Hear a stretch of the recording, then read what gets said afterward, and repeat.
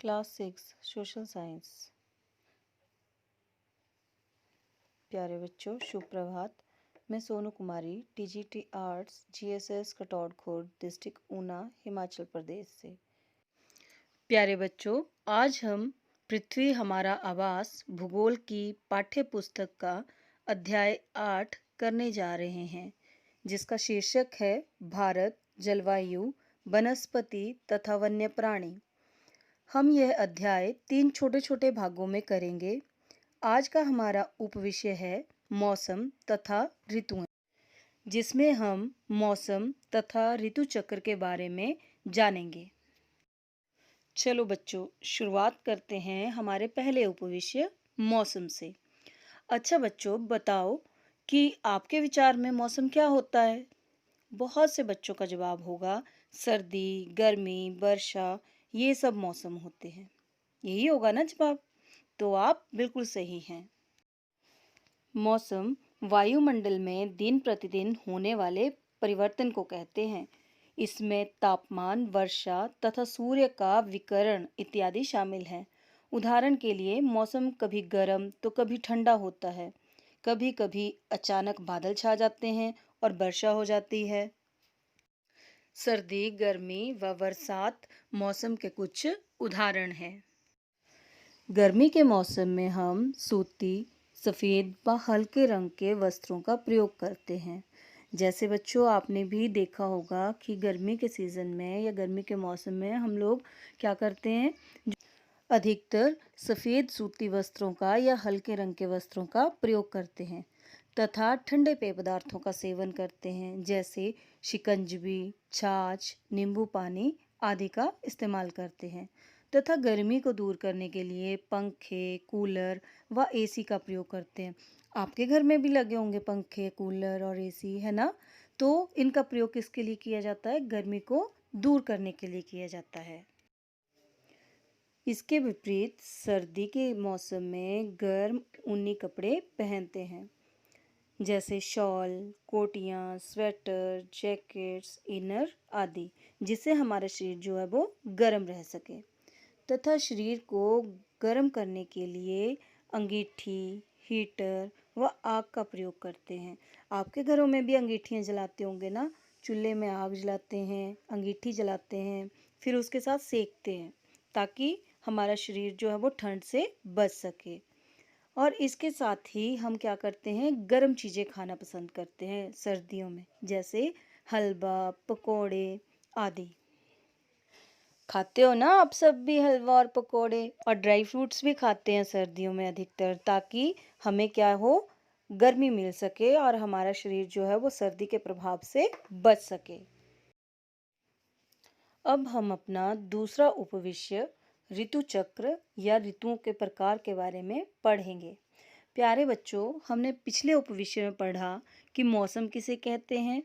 अब हम जानेंगे कि ऋतु चक्र क्या है, ऋतुएं कितने प्रकार की होती हैं, इसके बारे में हम पढ़ेंगे। वायुमंडल में दिन प्रतिदिन होने वाला परिवर्तन मौसम कहलाता है। इसकी वजह से तापमान में परिवर्तन होता है, उसे हम ऋतु चक्र के नाम से जानते हैं। चलो अब जानते हैं ऋतुओं के प्रकार। भारत में मुख्य रूप से 4 प्रकार की ऋतुएं हैं। पहली शीत ऋतु, दूसरी ग्रीष्म ऋतु, तीसरी वर्षा ऋतु और चौथी है शरद ऋतु। चलो अब एक एक करके इन सब के बारे में जानते हैं।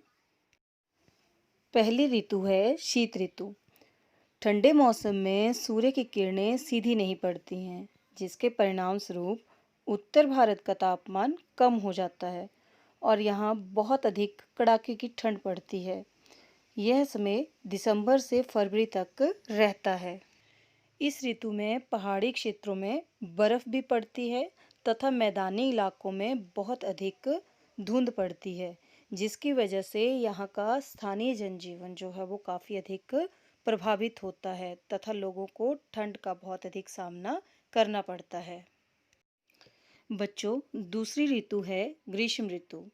गर्मी के मौसम में सूर्य की किरणें अधिकतर सीधी पड़ती हैं, जिससे तापमान बहुत अधिक बढ़ जाता है। कुछ क्षेत्रों में तो तापमान 45 डिग्री से 50 डिग्री तक पहुंच जाता है। दिन के समय में गर्म एवं शुष्क पवनें बहती हैं, जिन्हें लू कहा जाता है। आपको भी पता है लू के बारे में। जब बच्चे बाहर खेलते हैं तो पेरेंट्स क्या बोलते हैं, अंदर चलो नहीं तो लू लग जाएगी, कहते हैं ना ऐसा। तो वो किस लिए कहते हैं कि जो गर्म पवनें चलती हैं वो शुष्क पवनें होती हैं, जिसकी वजह से बीमार भी पड़ जाते हैं। और यह मौसम मार्च से मई तक रहता है। तीसरी ऋतु है वर्षा ऋतु। यह मानसून के आने तथा आगे बढ़ने का मौसम है। इसमें पवनें बंगाल की खाड़ी तथा अरब सागर से स्थल की ओर बहती हैं। ये अपने साथ नमी भी लाती हैं। जब यह पवनें हिमालय के पहाड़ों से टकराती हैं तो वर्षा होती है। सुना होगा ना आपने, कहते हैं कि मानसून पवनें आ गई हैं, अब बारिश होगी। ऐसा ही होता है ना। तो वो मानसून पवनें जाकर क्या करती हैं, हिमालय से टकराती हैं और फिर यहाँ पे क्या होती है, बारिश होती है। नहाते हो आप लोग भी बारिश में? नहाते होंगे, बहुत मज़ा आता है। बरसात के मौसम में लगभग सभी बच्चे जो हैं वो बरसात के पानी में नहाते हैं। तो ये मौसम जो है जून से सितंबर तक रहता है।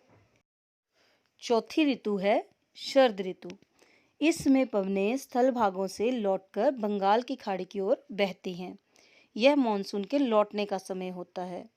भारत के दक्षिण भागों में विशेषकर तमिलनाडु तथा आंध्र प्रदेश में इस मौसम में काफ़ी अधिक वर्षा होती है। पता है कब?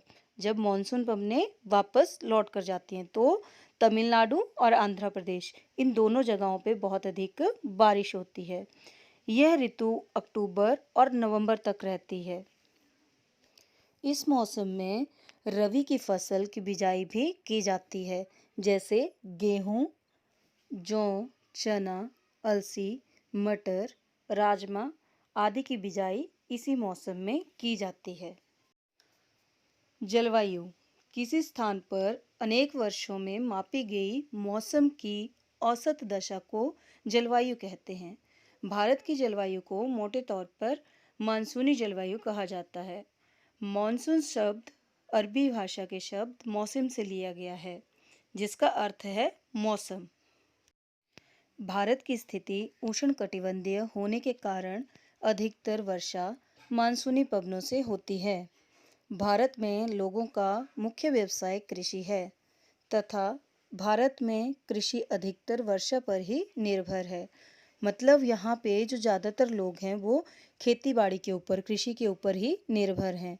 अच्छे मानसून का मतलब है पर्याप्त वर्षा तथा प्रचुर मात्रा में फसलों का उत्पादन। जैसे कि वर्षा अधिक होगी तो फसलें भी बहुत अच्छी होंगी, क्योंकि वर्षा के ऊपर ही अधिकतर किसान जो हैं वो निर्भर हैं।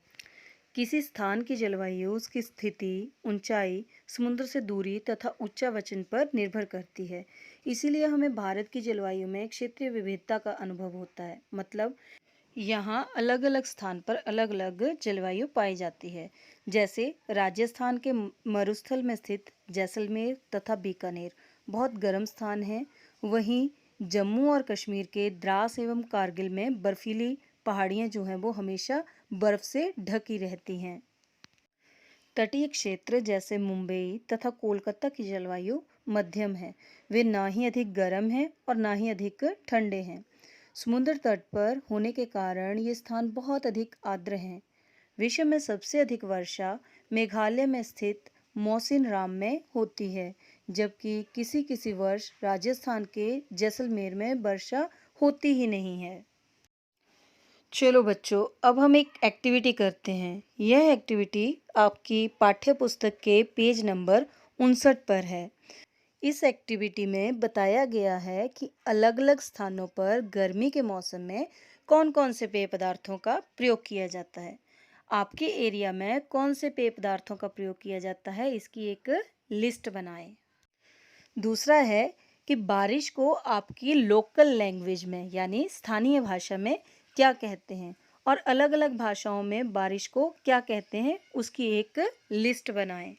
तो करोगे ना आप ये एक्टिविटी? बच्चों, ये था हमारा आज का टॉपिक। हमने आज 2 उपविश्य मौसम तथा ऋतु चक्र के बारे में पढ़ा। मुझे उम्मीद है आपको अच्छे से समझ आया होगा। Stay home, stay safe. Thank you.